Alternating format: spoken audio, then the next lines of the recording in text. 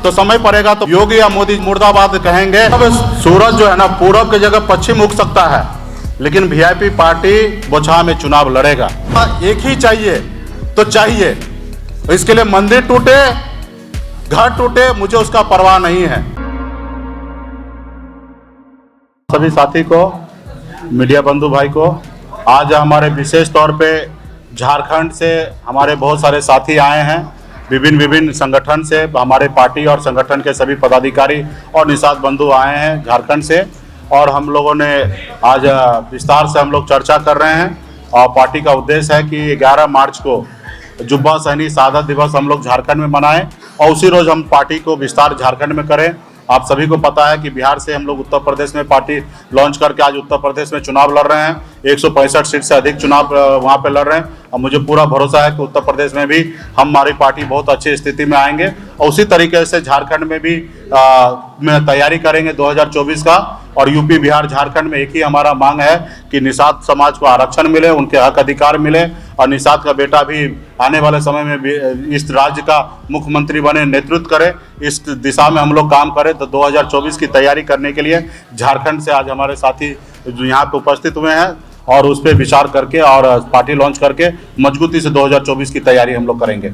यही मुख्य एजेंडा है और इसके लिए आज हम लोगों ने यहाँ पे बैठक कर रहे हैं और उसकी तैयारी अभी पार्टी लॉन्चिंग की तैयारी हमारे साथी जो आए हैं वो तैयारी करके और झारखंड में मजबूती से लॉन्च करेंगे ताकि हर एक घर गांव तक पहुंच जाए कि वीआईपी पार्टी और एक बूथ पर संगठन पार्टी काम करे। उसके लिए हम लोग आज बैठ के हम विमर्श कर रहे हैं। जी निश्चित तौर पे बहुत बहुत बधाई है जेडीयू और बीजेपी को कि वो लोग आपस में बंटवारा करके और सीट पे चुनाव लड़ने का निर्णय ले लिया है। तो मेरा तो शुभकामना उनके साथ है कि वो लड़े और जीते। और वीआईपी पार्टी भी मजबूती से 24 विधान परिषद का सीट जो है वहाँ पे मजबूती से अपने दम पर अकेले चुनाव लड़ेंगे। इसके लिए हम लोग बहुत जल्दी घोषणा करेंगे कैंडिडेट का, तो इसके लिए तैयारी हम लोग करेंगे। हम एक मल्ला निषाद का बेटा है, संघर्ष करना सीखे हैं और संघर्ष करते करते इस जगह तक पहुँचे हैं और लोग हमें इग्नोर करते हैं। लोग को लगता है कि निषाद का वोट है उनका जागीर है कि वो हमें रखे या हिस्सेदारी दे या ना दे, उसका वोट उनको मिल जाएगा। तो खैर वो गलतफहमी का शिकार हो चुके हैं और वो लोग अपना करें। मुझे लगता है कि वो बड़ी पार्टी है। गठबंधन तो तब होता है जब वो अपने आप को कमजोर समझते हैं। 2020 में कमजोर समझ रहे हैं थे तो बुला के गठबंधन किए। हम इन्विटेशन तो देने के लिए गए नहीं थे कि हम आपके साथ आना चाहते हैं, हम तो अकेले लड़ना चाह रहे थे, लेकिन उनको एहसास हुआ कि मैं कमजोर हूं तो साथ लिए। आज उनको लगता है कि हम अकेले लड़के जीत सकते हैं, तो उनको शुभकामना है कि लड़े जीते। हम तो कल भी संघर्ष करने वाले व्यक्ति थे, आज भी संघर्ष कर रहे हैं, हम लड़ाई लड़ेंगे। और हम तो राजा हरिश्चंद्र के जैसे कल भी ईमानदार थे, आज भी ईमानदार हैं और आगे भी रहना चाहेंगे।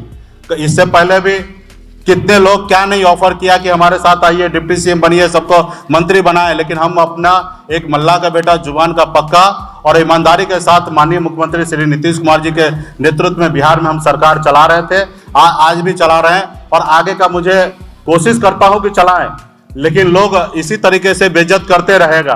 तो मुझे लगता है कि हमें अपना भी एक दुनिया बनाने की आवश्यकता है।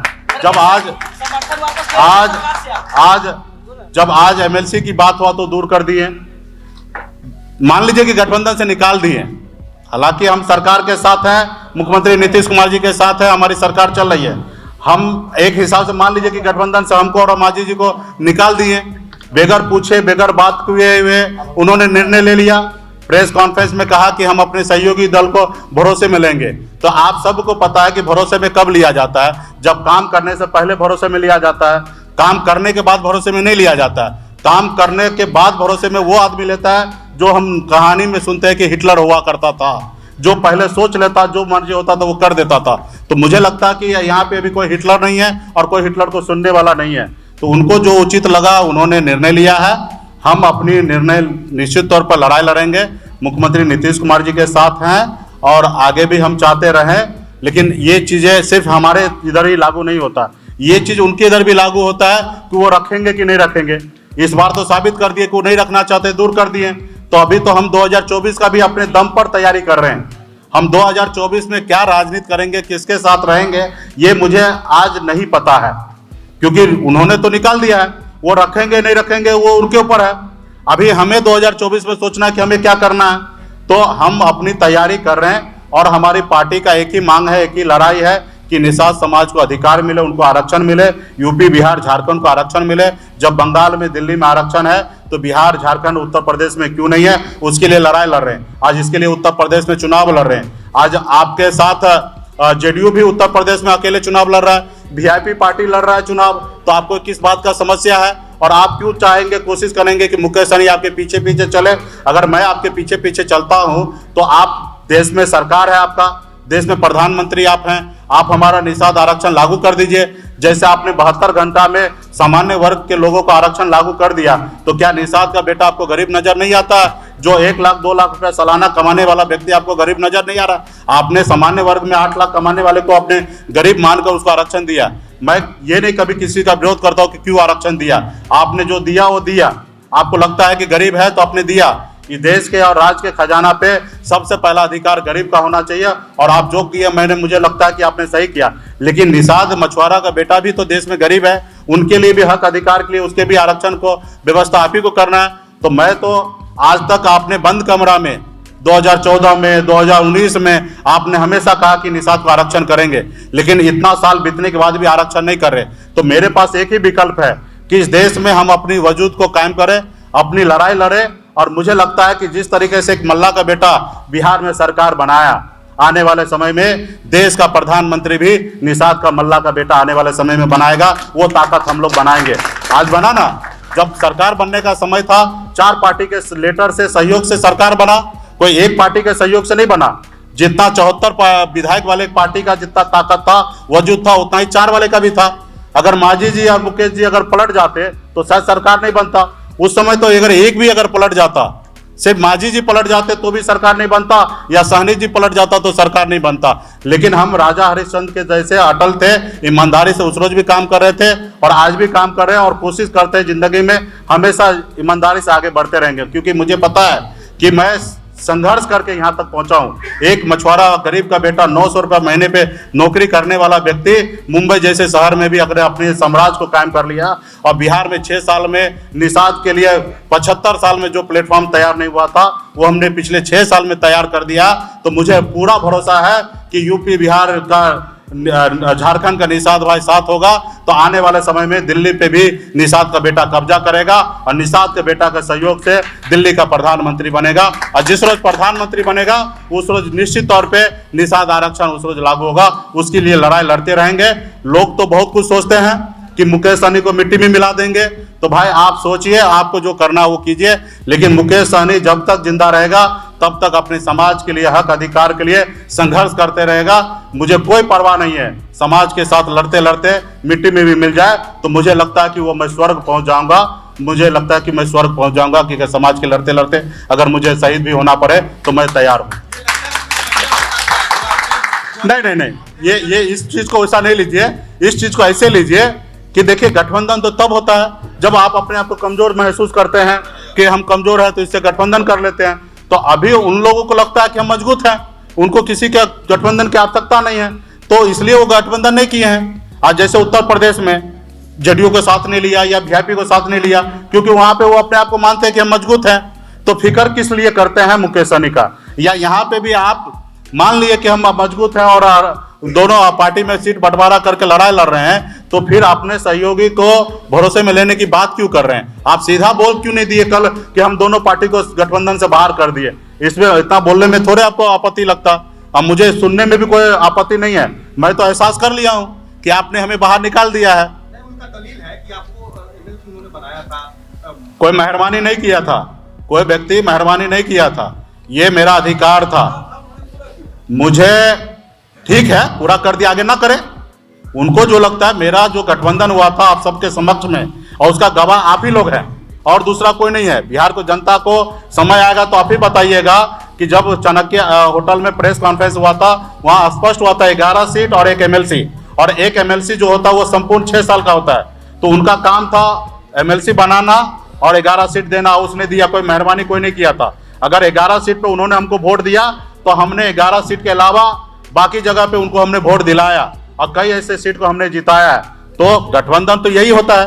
तो हमें आगे भी वो उनका अगर ईमानदार रहेंगे तो पूरा करेंगे, नहीं अगर रहेंगे तो ना करें, मुझे उसका परवाह कहाँ है। अगर उसका परवाह करते तो उत्तर प्रदेश में लड़बे करते हैं। तो हम लोग आज समाज के साथ हैं, मजबूती से हैं और आगे भी रहेंगे। जिसको जो अपना करना वो करे, लड़े, जो करना वो करे। सरकार से अपना समर्थन वापस लेंगे क्या? वो 4 सीट आप लड़ेंगे, बीजेपी दावा कर रही है। पूरब सूरज जो है ना, पूरब की जगह पश्चिम उग सकता है, लेकिन वीआईपी पार्टी बोचहा में चुनाव लड़ेगा। इसमें 1% किटवट नहीं होगा। हाँ, जिस साथी 2020 में गठबंधन जो था, उस गठबंधन के तहत अगर साथी उसमें समर्थन देता है तो उनको स्वागत करेंगे, नहीं समर्थन देता तो भी उनको स्वागत करेंगे मैदान में। स्पष्ट है। सरकार से समर्थन वापस लेंगे क्या? सरकार यहाँ पे माननीय मुख्यमंत्री नीतीश कुमार जी के नेतृत्व में सरकार चल रही है और मुख्यमंत्री जी के साथ में मजबूती से हूं। मैं नहीं चाहूंगा कि हमारे किसी कारण बिहार में उथल पुथल हो, क्योंकि एक बार बिहार में चुनाव होने का मतलब है कई हजार करोड़ रुपया खर्चा, और मैं नहीं चाहूंगा कि कई हजार करोड़ रुपया खर्चा हो। यहाँ पे जो युवा से जो वादा किया गया कि 19 लाख युवा को रोजगार देना, तो मेरा फर्स्ट प्रायोरिटी होगा कि हमारे सरकार का जो मुखिया है श्री नीतीश कुमार जी, उन्होंने वादा किया कि 19 लाख युवा को रोजगार दे, तो मैं उनको सहयोगी के तौर पे साथ भी रहूं और 19 लाख युवा के रोजगार देने में उनको सहयोग करूं, और अगर कभी भूल जाए तो उसको याद भी दिलाऊं कि आप 19 लाख युवा को रोजगार देने का वादा किए हैं, वो वादा पूरा कीजिए, क्योंकि मैं उसी लिए मैं आपके साथ हूं। और वादा पूरा नहीं होगा तो फिर उसके बारे में फिर सोचा जाएगा। हमें लगता है कि मुख्यमंत्री जी इस रास्ते पे काम कर रहे हैं, हम भी अपने विभाग में काम कर रहे हैं और उस विभाग पे काम कर रहे हैं। अगर जब तक काम करने का मौका मिलते रहेगा, अंदाजा मिलेगा कि हम लोग अपने विभाग से लाखों युवा को रोजगार दे पाते हैं तो अच्छा होगा। जब जिस रोज एहसास होगा कि हम रोजगार नहीं दे पाते और नहीं दिया जा रहा हमारी सरकार में, उस रोज सोचा जाएगा कि इस युवा के लिए क्या करना है। वैकल्पिक राजनीति ढूंढ रहे हैं क्या? नहीं, देखिए, हम तो अकेला चलने वाला व्यक्ति हैं, अकेले जन्म लिए हैं, अकेले संघर्ष करने वाले लोग हैं। हम तो सामान्य विचारधारा वाले लोग, 2 कदम हम चलेंगे, 2 कदम आप साथ दीजिए, हम आपको साथ देंगे, आप हमको साथ दीजिए। देश में गठबंधन की राजनीति हो गया तो इस तरीके से चल रहा है। तो जब समय समय की बात होगा, कभी दोस्त बनते हैं, कभी दुश्मन बनते हैं। कल तक बीजेपी का हम दोस्त हैं, कल उन्होंने हमको बाहर निकाल दिए तो आज हमको वो दुश्मन मान रहे हैं। और कल क्या होगा वो मुझे क्या मालूम है। वो भी कर ले ना, वो भी कर ले। अभी तो हमारे चुनाव आयोग पे वीआईपी का दिख रहा है, और वो अगर इस बात से अगर डरा रहा है तो मैं इससे कहाँ डरने वाला हूँ। कोई पार्टी विधायक के ऊपर नहीं चलता है, जनता और कार्यकर्ता के दम पे चलता है, उनके सपोर्टर पे चलता है। तो ये वीआईपी पार्टी इतना मजबूत विधायक के दम पे नहीं हुआ। विधायक तो हम दम पे मजबूत हो गए तब बना। हम संघर्ष करने के टाइम में हमारे पास कोई विधायक नहीं था, तो संघर्ष करने के टाइम में फिर नहीं रहेगा तो क्या फर्क गिरता है। फिर 2004 विधायक बनाया निषाद समाज ने, 2025 में 40 बनाएंगे, हो सकता है तो 130 भी बना सकता है, और अपने दम पर निषाद का बेटा को मुख्यमंत्री बना सकता है। थोड़े ऐसा है कि बिहार में निषाद का बेटा में वो काबिलियत नहीं है कि बिहार में मुख्यमंत्री नहीं बन सकता। इस बिहार का तो इतिहास है कि जिसको कुछ नहीं पता वो भी मुख्यमंत्री बने हैं। तो हमारे समाज में तो बहुत कुछ नॉलेज है। आज हम लोगों ने दुनिया जीतने वाले लोग हैं, तो हम लोग भी बिहार का नेतृत्व करेंगे। तो आने वाले समय में हमारी संघर्ष जारी रहेगा और संघर्ष करते रहेंगे, और 24 लोग विधानसभा परिषद का जो विधान परिषद का सीट है उस पर चुनाव मजबूती से लड़ेंगे। पारस को एक सीट दिया गया, आपको इग्नोर किया गया, मांझी जी को इग्नोर किया गया। हाँ, तो हमको तो लगता है कि उनको मजबूत समझे होंगे, मांझी जी को कमजोर समझ रहे हैं या सहनी जी को कमजोर समझ रहे हैं। तो हमको और मांझी जी को मान लीजिए कि गठबंधन से बाहर निकाल दिए, नहीं दिए तो नहीं, तो हम भी सरकार के साथ हैं। नहीं, ठीक है, तो वो उनको जो वो निर्णय तो उन्हीं को लेना है, और वो जो निर्णय लेंगे अभिभावक उनका हम निर्णय का स्वागत करते हैं, वो जो निर्णय ले रहे हैं। लेकिन हम तो अपना निर्णय लेंगे ना। हम तो अपना निर्णय लिए हैं कि बतासा एक ही चाहिए तो चाहिए, इसके लिए मंदिर टूटे, घर टूटे, मुझे उसका परवाह नहीं है। मैं लड़ूंगा, मेरा जो अधिकार है, अगर एक सुई बराबर भी, अगर नोक बराबर भी मेरा अधिकार बनता है तो मैं उसके लिए हमेशा जंग करने के लिए तैयार रहूंगा। वो जहां सीट से पार्टी के कोई और उम्मीदवार हो सकते हैं कि आप खुद भी लड़ सकते हैं? नहीं, सुरक्षित सीट है, हम कैसे लड़ लेंगे। वहां पे हमारे प्रत्याशी रहेंगे और हमारे स्वर्गीय मुसाफिर पासवान जी पार्टी के साथ मजबूती से रहे हैं और उनका स्वर्गवास हो गया है, तो हमारा पूरा उनके परिवार के साथ आस्था विश्वास जुटा हुआ है और आने वाले समय में कैंडिडेट का घोषणा होगा और मुसाफिर पासवान का परिवार के ही लोग लड़ेंगे चुनाव, इसमें भी कोई किंतु परंतु नहीं अगर है। बीजेपी परिवार उम्मीदवार उतारती है तो क्या समर्थन वापस लेंगे, साथ में रहेंगे सर? आप वहां पे मजबूती से वहां पे उनके परिवार के लोग चुनाव लड़ेंगे। नाम क्या होगा वो समय पे हम चाहते हैं कि माननीय मुख्यमंत्री जी उसका नाम का घोषणा करें और समय आने पे आचार संहिता लगने पे वहां पे घोषणा होगा, वहां पे मजबूती से वीआईपी पार्टी चुनाव लड़ेगा। जिनको सहयोग देना होगा देंगे, नहीं सहयोग देना होगा तो वो लड़ेंगे, लेकिन वीआईपी पार्टी हर हाल में वहां चुनाव लड़ेगा और मजबूती से वहां चुनाव जीतेंगे। धन्यवाद। बार-बार तो आपकी पीठ पे खंजर भोंका जा रहा है, पिछले बार भी अबे गरीब का बेटा है, मछुआरा का बेटा है, तो अभी खंजरे भोंक रहा है। उनका बस चलेगा तो हत्या भी कर देगा और मुझे उसका भी परवाह नहीं है। हम लड़ाई लड़ने वाले लोग हैं, लड़ेंगे। उनका सांसद ने कहा ना कि मिट्टी में मिला देंगे, तो हमने तो कहा कि मुझे ये कबूल है, आप समाज के लिए मैं लड़ाई लड़ने वाला हूं, आप हमको मिट्टी में मिला दीजिए, मुझे कबूल है। लेकिन आपका योगी या मोदी जय नहीं बोलेंगे, जय तब बोलेंगे जिस रोज आप आरक्षण लागू कर दीजिएगा। और आरक्षण लागू नहीं होगा तो समय पड़ेगा तो मुर्दाबाद कहेंगे, चाहे वो देश का प्रधानमंत्री हो या कोई राज्य का मुख्यमंत्री हो। अगर हमारा काम नहीं करेगा तो हमारा समाज और हम उनको मुर्दाबाद बोलने के लिए भी स्वतंत्र हैं। धन्यवाद।